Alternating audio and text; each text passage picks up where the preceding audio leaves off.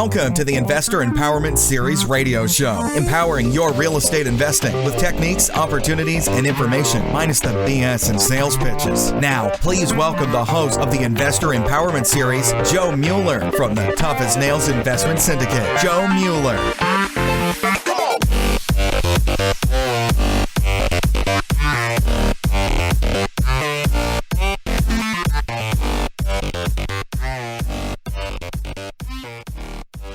Yo. Thank you very much for my awesome intro there. This is Joe Mueller from TANIS Group. Wanted to get started today. This is my first podcast ever that I've done on my own. I've been interviewed on a few, but I've never actually created my own. I had somewhat of a life-changing experience in the last week or so. One of my best friends from childhood actually passed away suddenly due to a cardiac issue. He was only 36 years old. As I kind of sat around last week, wallowing in my sorrows, I thought to myself that this guy doesn't want to see anybody affected by his passing, and I needed to keep myself busy, so I started thinking about how I can get this podcast back up in action, because I've been thinking about doing it for a long time. So I just want to dedicate the Investor Empowerment Series radio show number 1 to Jeff Leitz. We're going to miss you, buddy, and I love you. That said, not to bring everybody down, but let's bring you right back up. I want to get started. I get a lot of questions being the owner of TANIS Group. We're a Chicago-based brokerage, been in business for 13 years, been investing for about 16 years, and I listen to a ton of podcasts. I'm going to different events. I'm doing a lot of networking. I'm talking to a lot of investors, ones that are just getting started, ones that have been in business for a long time. And I really feel like to start out this podcast, because it's me learning how to do this, that maybe I can help somebody else who's learning how to get involved in real estate. I'm going to start off with my first episode being about determining your goals and figuring out your strategies. So, what I think is important for all the listeners out there, you really need to define what you want before you even start thinking about swinging a hammer or going to look at properties with your broker or working with wholesalers or going to get your funding set up. Those are all very important pieces of this, but ultimately you got to figure out what your goals are. How much money are you looking to earn? What do you need to actually live? Or is this something that you want to start part-time and maybe someday bring to full-time? And then if that's the case, how are you going to make that transition, and what's your plan? Is it 6 months? Is it a year? Is it 5 years? I can tell you I've got a personal goal to be completely detached from my Chicago-based offices within the next 4.5 years. I've been building a portfolio for a very long time. My plan is to have enough rental income, so if for some reason my brokerage takes a shit, or if I don't want to do it anymore, I don't have to do it anymore. I don't think I'll ever give up my real estate license or ever close down my business per se, but right now we're operating with 17 brokers. We're closing on average about 350 to 450 properties a year. So that's a commitment from me that, either I'm going to have somebody replaced on the management end of the business so I can go live my dreams on a sailboat somewhere in the ocean, or, maybe we'll just change the whole business strategy altogether. But it's a 4.5-year goal, and I'm currently building what that plan is. So, enough about me. If you're going to want to build a portfolio as opposed to fixing and flipping, you need to start backwards and figure out exactly how much net monthly income you need to live on the way you want to live. So if that means that you currently make $100,000 a year and you need approximately $10,000 a month to survive off of, or $5,000 a month to survive off of, I would start with there. Whether it's based on fix and flips or building a portfolio, setting that expectation for income is incredibly important up front. That said, how much time do you have is got to be one of the most important components that we're going to talk about today. Every component of my business is based on time. And when I say that is, how much time do you want to spend making a podcast? Or how much time can you spend managing your people? How much time do you want to spend looking at houses? How much time do you need to spend doing remedial tasking? And how do you work within that umbrella to outsource those tasks so you can have more time to do the things that make you the most money? Over the years, it took me a long time to figure out that I essentially make the most money completing the high-level work and not really running to Home Depot and picking up 2x4s and drywall or swinging a hammer, right? I think everybody can eventually agree with that, though I do know a lot of newer investors that are really interested in getting started on fix and flips because they see cash coming in as far as after they sell a property. But honestly, your time might be better spent looking at property evaluating opportunity, hiring the contractors, and then monitoring what they're doing so you can go look at more property. We'll talk more about that. Other strategies besides fixing and flipping, besides building a rental portfolio. Maybe you want to start off with wholesaling. Wholesaling is probably the number one promoted way for most real estate investors to get started in the business because typically it's a low-cost entry point and you don't technically need any of your own money up front to get started because essentially a wholesaler is going to be looking at getting something under contract for a discounted price and then selling it to another investor who's going to buy the rights to that contract and close on that deal where the wholesaler is going to make a little bit of spread in between for selling that contract to the investor. It's a good strategy. I think it also takes a plan though. It takes a business commitment and a business plan to figure out how much money you're going to put into marketing every month. How many bandit signs are you going to put out there? How many yellow letters are you going to send? How many postcards? How many houses are you going to drive past every week on different blocks to see if you can find some vacant property that maybe you can find out who the owner is on and contact them directly? So again, if you're looking to start on wholesaling, maybe to build into a fix and flip or a rental portfolio business, you still need to have a plan. You still got to have goals. Is it going to be a mix of all three possibly? Are you going to do some fix and flips? Maybe you're going to work on wholesaling. You're going to keep a couple opportunities for yourself a year to make some good cash on a fix and flip.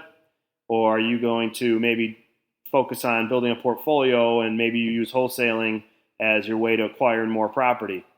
I think there's a way to find a natural cohesion between all this because real estate in itself, there's opportunity at so many different angles and so many different ways you can make money. I would consider that having your hands in multiple buckets so you have multiple streams of not only acquisition opportunity but also income opportunity is a good way to get started. But again, it all starts with a plan, right? You can't automatically decide that's what you want to do without actually maybe talking to some people, working with some people that have done it before, and setting up your goals.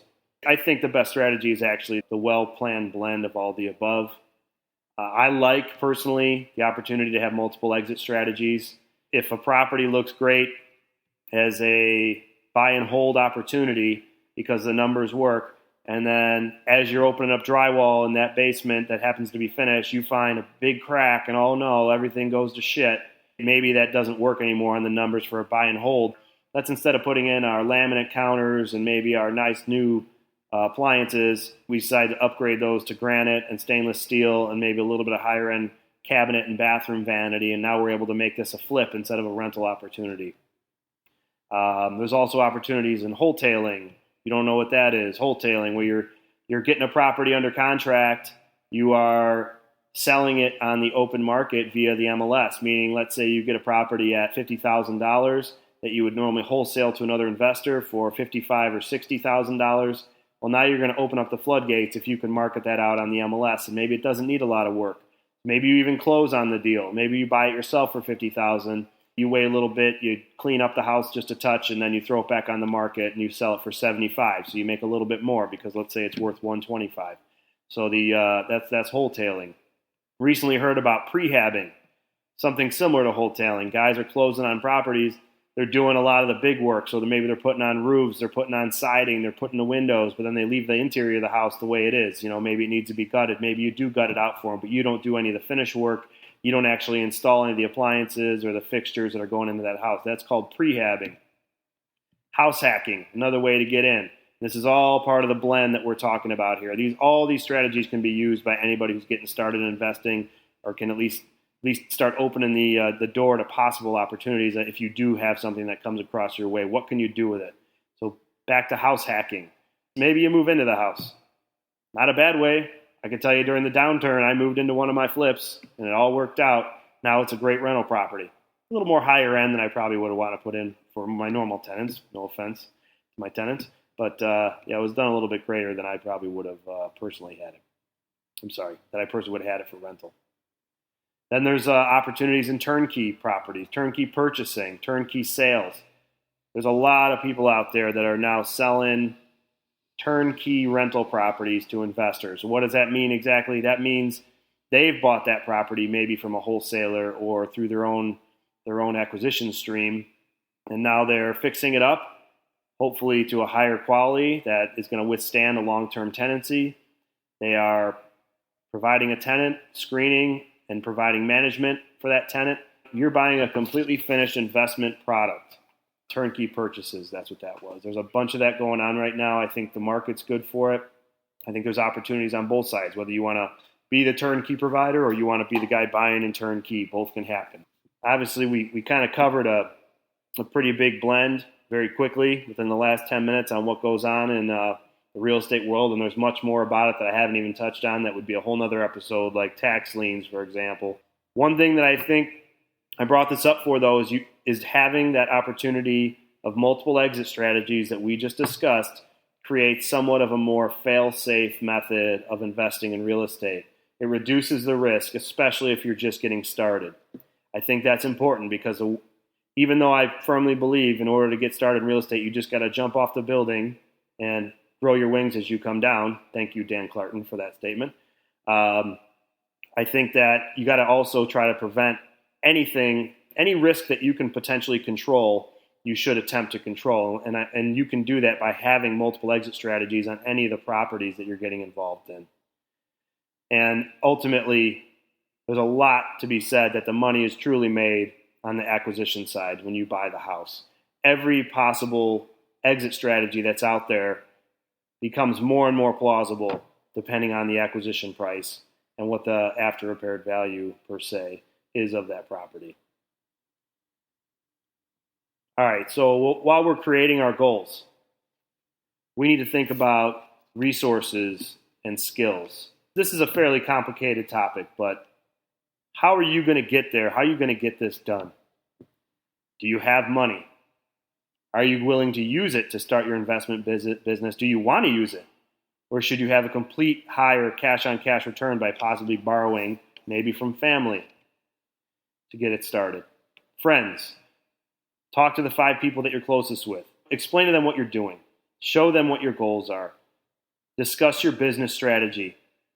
Discuss your business model, how it's going to work, why it's going to work. Because after you get started, trust me, there's going to be lots of people that have become suddenly interested in how you're making your money and where it's coming from. But the ones that were there in the beginning are the ones you got to take care of the most. Everybody can go to their local mortgage broker, which I'm not saying is a bad idea to get started. If you're looking to get started in flipping or buy and hold, Fannie, Freddie backed loans, just keep in mind that condition is going to be a factor. They cannot lend money on inhabitable houses. Now, there is some opportunities with FHA 203K, those rehab loans that are out there. But again, condition can still be a factor. Is it a HUD property? Is it currently owned by HUD? That's going to be a situation that may change some of those opportunities, because if it's a HUD property, they're going to they want to recapture those FHA loans back on their properties. So it's a great opportunity to use an FHA 203K to possibly, fix up that house, move into it, and have it, live there for a year. Maybe rent it out after a year. The key with HUD is you can't buy more than one HUD house every 2 years that you say is going to be an owner-occupied property, right? You can buy as many as you want as investment anytime, all the time. But if you're going to claim an owner occupancy, which is how you'd utilize a FHA 203K, which is a rehab loan, if I didn't stress that enough already, you can only do that once every 2 years. Same goes for conventional type financing. You're going to always, that's going to be more money down type stuff. But again, condition is going to be a factor. Time is going to be a factor. Requirements are going to be a factor. Your income that you're currently making is going to be a factor. If you don't have an income, you're going to have a problem. Hard money and private money. This is another topic we could have another episode about. But, some of the best ways to buy property is through these 2 methods. Now, you got to shop around. You got to go to the networking meetings. You got to look on meetup.com. You're going to have to pay attention to what's going on. You make some business cards. You go out to these meetings. You make yourself known of what your plan is and what you're going to be doing, and you talk to the people that are there. You start making relationships, because ultimately, people, real estate is about relationships. That is 100% true.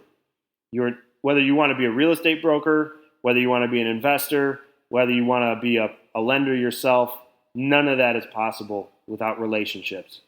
So what's one of the easiest and cheapest and free ways most of the time to make more relationships in this business, go to your local networking meetings, go to your local investment clubs. Now, I'd be careful about dishing out $1,500 for this weekend's boot camp. The real estate education business is, a $500 million a year business, or some type of statistic that's crazy like that. Everybody's making money on it. Every guy who's got a TV show is selling one, or even a book sometimes, which is, I'm all about reading. I'm all about authors. I read all the time, but if you're just getting started, sometimes that can be a little overwhelming to get involved into a boot camp or maybe an education platform. You really need to start learning on your own a little bit and talking to people. If you're meeting investors at these networking groups, they're going to tell you what they're doing once they like you, of course. So try to be nice. Buy them a drink, make conversation.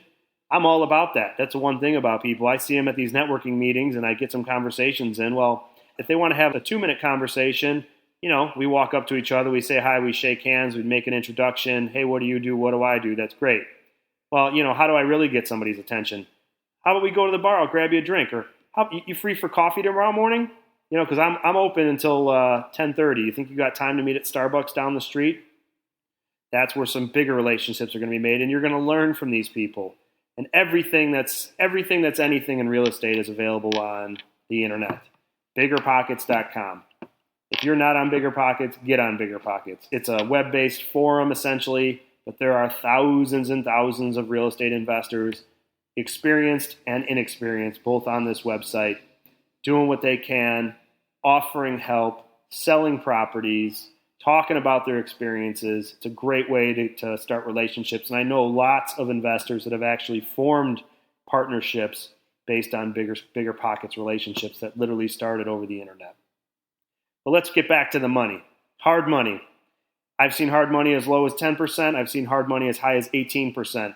I've seen 0 points. I've seen 5 points. I think that depending on what your opportunity is and what you need, you can make it work depending on that opportunity. And when I say that, everyone's going to balk at 15% interest-only loan with, let's say, 2 points up front. Well, you know what? That's right. It's high interest. It doesn't make sense to the regular world. They would think you're crazy. But some people would. If you have 2 or 3 projects going on and you get the sweetest deal you've seen in the last year that comes across your plate and you need to fix and flip that property too, you can't let it go because you know you're going to make a killing on it. And why let it go? Have these connections in place. Make sure you've got connections to hard money people because you might need it. I was at a networking meeting a couple weeks ago talking about what we did in our investment business. There was only about 8 people there. And we're sitting around a table, all eating beef sandwiches, getting to know each other. And one of the attendees was asking about the credit card lending that's out there right now, the unsecured line of credit type funding that's out there. There's a lot of it out there right now. I personally know of a good company that I've worked with myself to obtain $100,000 unsecured line of credit. And essentially it's business credit card lending, right? And everybody immediately kind of takes a step back and says, whoa, credit cards. Well, yeah, right. These 0% interest credit cards are great, but then what happens when the money comes due? Or then what happens when the rate goes up? Well, that's got to be all part of your goals, people, part of your plan. If you've got an unsecured line of credit from, one of my guys, which I'll actually bring them up at the end of the show because I really think they could help some people depending on the situation. These are 0% interest for 12-month loans. Yeah, you might have 7 credit cards that you're going to have to get the little credit card checks for and write out in cash them to your bank account, and that starts the juice potentially, your 12-month rollover situation. But guess what? If you can get in on a fix and flip for, and I'm giving you arbitrary numbers, but for $50,000 that needs $20,000 worth of work and then it's going to sell for $115,000 when you're done. There's some profit spread there. And all you need was that initial $75,000 to get started, or you don't have anything else in the world, you don't have a dime to your name, but you really want to get started.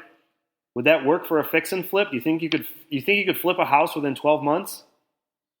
Well, I sure hope so, because you're going to really want to be flipping houses within 3 months, 4 months, 6 months tops. So be smart about it.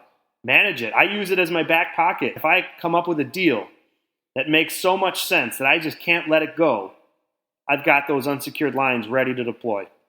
Have I used them yet? No. But can I? Absolutely. Because I've got 4 projects going on right now, all within a couple miles of each other in the Chicagoland area.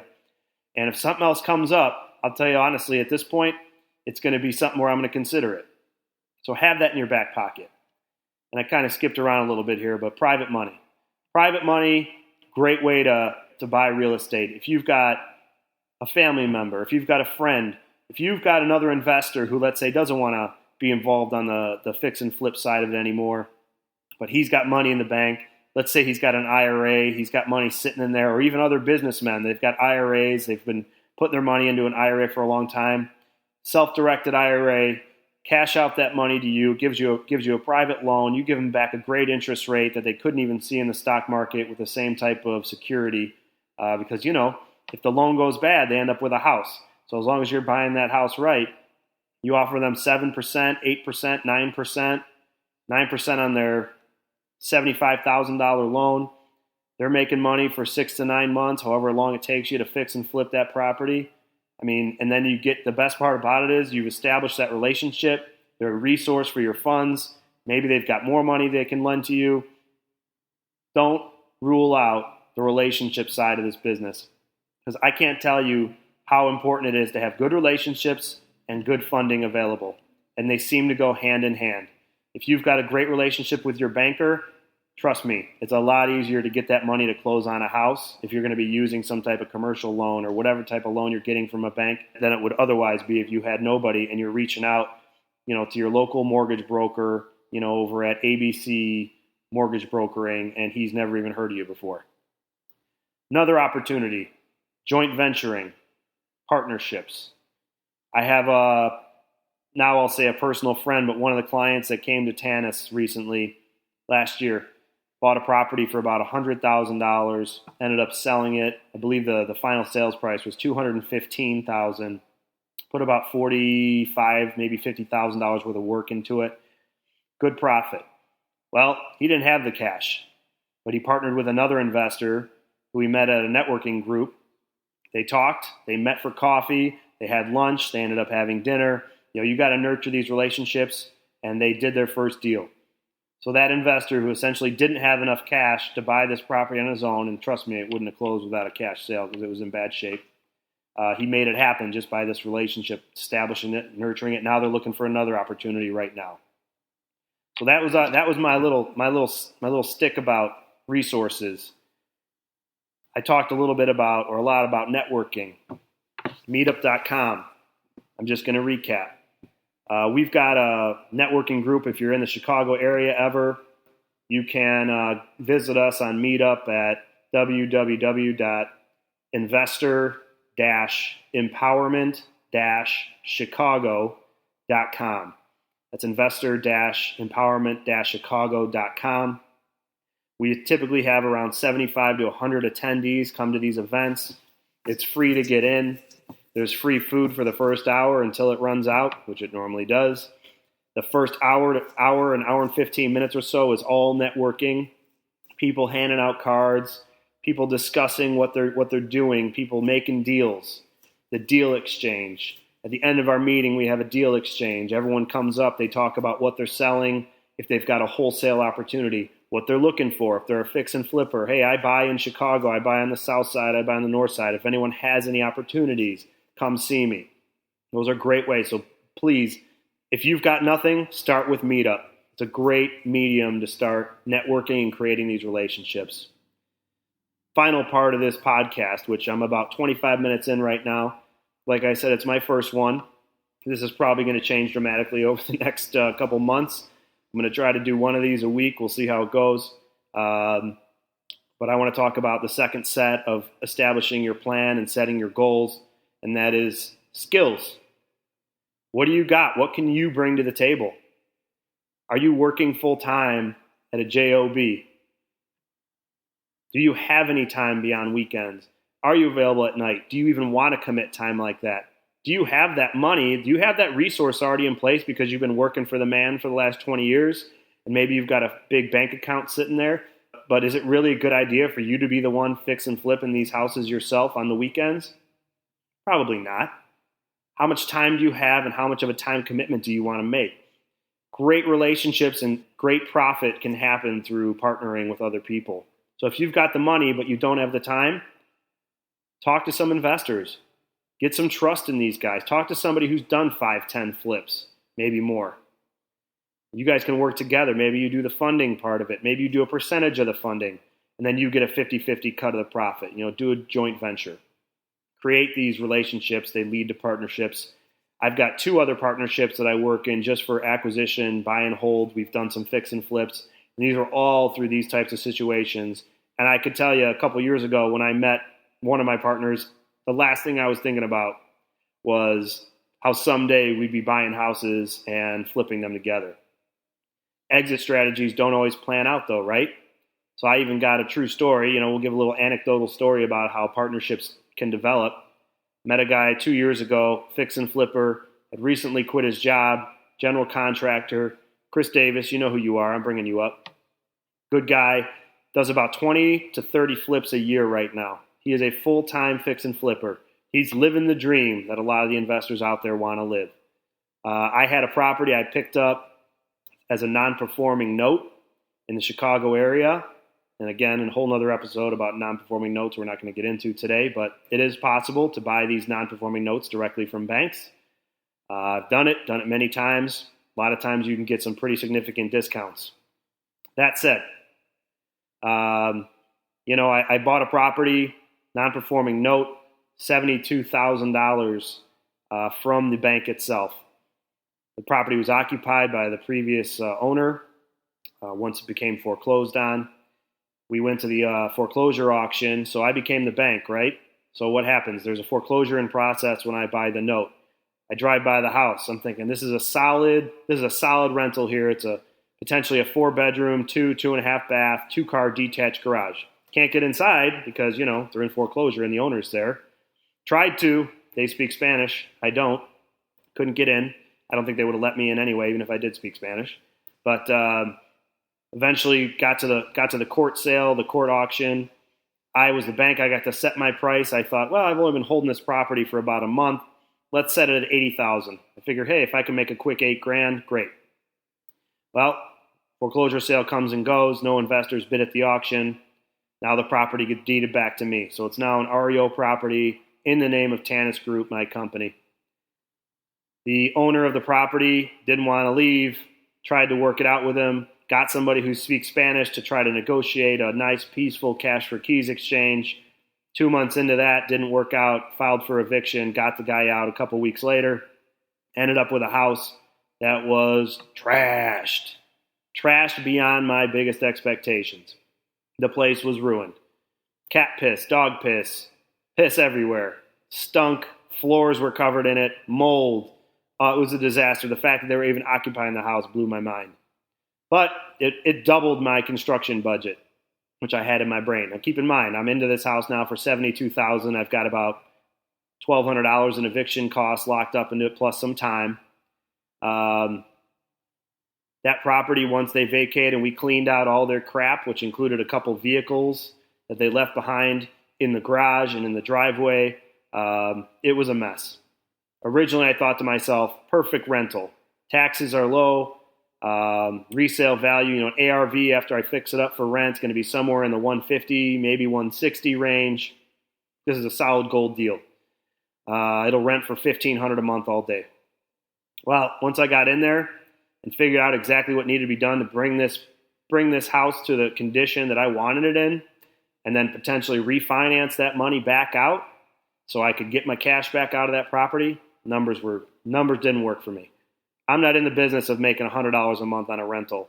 This one came to about $300 to $350 a month. I would have profited, net profit back to me per month, and that didn't make sense to me for having a loan out, of $120,000. It just didn't add up for me. I like to get deals where I'm making $500 a month more if I can. Or if I'm not going to make $500 a month, I don't want a loan balance of 120 grand. I'd like to see smaller loan balances, maybe half that, 60 grand. That makes sense to me. So, moral of the story, call up my guy, Chris, who I had met 2 years prior. We've been having lunches. We'd gotten together for coffee. We'd bounced ideas off of each other. We became friends. I said, hey, I know you're a fix and flipper. Why don't you come look at this house? Tell me what you think. Walks through it. Says, yeah, I like it. He's like, yeah, we fix this thing up. We put in our granite. We upgrade the fixtures. We put in all the stuff it needs. We take care of the drywall, the mold, the cat piss, everything. He's like, I think we can sell this thing for probably 170, 175. I'm like, okay, I like it. So what did I do at that point? I became the lender at that point. My money was in the property. Chris brought the knowledge of his fix and flip experience. He had that property turned around within 5 or 6 weeks. Correct me if I'm wrong, Chris, when you hear this. And we sold that. We had it under contract within about 3 weeks after we put it on the market this March. And we sold it for $171,000. Everybody profited, walked away with some money. It was all a good thing. Paid back my original investment. Everything was great. So I know I went on a tangent there. I guess that's going to be part of my podcasting problem. I'm going to be talking too much. But it all goes back to that skill set, right? My time is not best spent, swinging hammers or managing these contractors for a quick fix and flip, because I've got a lot going on. There's a lot on my plate. I've got a business to run. I've got some turnkey businesses I'm involved in. I've got a rental portfolio I own. So I'm not going to be at that property every single day, making sure that the tile guy shows up on time, making sure that the electrician is pulling the wires the right way, making sure that the HVAC guy is, caulking the seams on his sheet metal. So I brought in my partner at that point, Chris. We sold it. We both make money. And my time was spent working on other things and continuing to do what I love to do, just build a rental portfolio and find more property. So that was my time. If you've got the time or you don't have the time, find a way to make it work. Consider working with another partner. If it's just to get yourself started or maybe as a side track of your business. There's always going to be times when your initial exit plan maybe didn't work out. And I guess people could argue right now and say, well, then you made a mistake. You screwed up if your initial exit strategy was not what you thought it would be. But hey, shit happens, right? It's not always going to be perfect every time. Do you have construction knowledge? That can be valuable. Like maybe to somebody like me. That's where Chris, my buddy, came in and we became partners on that deal. He had the construction knowledge. He had the project management experience. I didn't have the time. And I probably don't have the knowledge. I think I do, but I'm pretty sure I don't. But this guy's doing 20 to 25 flips a year. He knows he's got all his people in place. He's got his contractors lined up. He can take them from job to job to job and get it all done. My last skill I want to talk about, market knowledge. Make sure you know your market. That all goes back to setting your goals. Where do you want to invest? How do you want to invest? How do you want to make your money as an investor? One of the key factors of that is market knowledge. I like to call it the door jam CMA, competitive market analysis or comparative market analysis, right? Door jam CMA. You should be able to walk up to the front door of a property, and as soon as you step foot over that threshold, through that door jam, if you will, you should have a really good idea. You should already know what you need to buy that property for if you want to do a fix and flip or you want to hold it for rent. You should have a good idea of, you've got to know what that ARV is, that after repaired value is, once you get to that front door. Otherwise, you've already wasted time if you don't even know what you can sell it for on the backside, because that's always going to be an option. Probably a lot of you listening right now, they just want to do fix and flips. Make sure you have that door jam CMA in your brain. If you're investing in, Lexington, Kentucky, and you know that market because you grew up there or you work there or you drive through that town every day, and then all of a sudden somebody brings up, the north side of the state or the south side of the state, and there's an opportunity 45 minutes away or an hour away. How well do you know that market? Probably not as good as Lexington, right? A lot of mistakes can be made if you're not familiar with markets. Floodplains can be an issue. Flood zones. I know there's a way to correct that. You can always get insurance, but you know how hard it's going to be to sell a property that's in a floodplain? So make sure you know what goes on in these towns around you that you plan to invest in. That's easy and free research and knowledge you can gain nights, weekends, whenever you have free time via the internet. I'm not, I'm a broker and I still look at Zillow because I want to see what they say. Because I would never scratch that. I'm always willing to take a second opinion. And Zillow, whether or not their number's right, they show all the sales in the area. If you look at the map, it'll show all the houses. You can drive those streets. You can figure out why that one sold for $120, why that one sold for $220. You look at the square footage. There's always an opportunity to really dive into the market you're living in or you want to be investing in. And I would say stick to that market knowledge. Don't until you're really experienced or really comfortable with a new area, I wouldn't be moving out of it. So that's my first episode so far. We talked about setting goals, creating your strategies, multiple exit strategies, what resources you have available, as well as the skill set you have that you can bring to the table, whether it be for your own personal investing or maybe with a partner, how that can work. The next thing I want to talk about is building your team, but that's an episode for another day, and that gets into acquisition strategies as well. And I just want to say thanks for listening to the first episode. Like I said, this is probably going to change dramatically in the future here, but I want to get something penned down because my buddy Jeff, when he passed away, I thought to myself, man, what am I sitting on my hands for? I want to help other people. I know a lot about investing, and there's a lot of podcasts out there. I think I can offer something. So episode number 1, tribute to my buddy Jeff Leitz. Rest in peace. Also, as always, thank you to the fallen soldiers and the veterans out there and the police and fire that are out there making our world safe and better every day. I want to hear back from you next time. You can email me directly, jmueller@tanisgroupllc.com if you have any questions or comments.